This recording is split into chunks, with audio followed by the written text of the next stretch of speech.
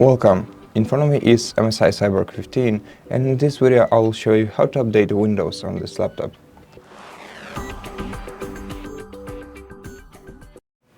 To do that, go to the Start menu, then select Settings, then go to Windows Update Settings, and then click Check for Updates.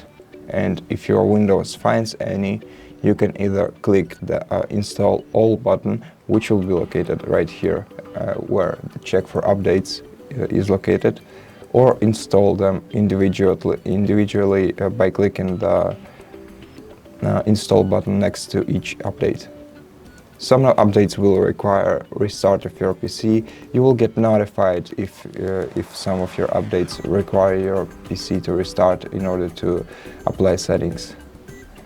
And that's basically it. So thank you so much for watching. If you like this video, consider subscribing to our channel, leave us a like and a comment below. And I'll see you in the next one.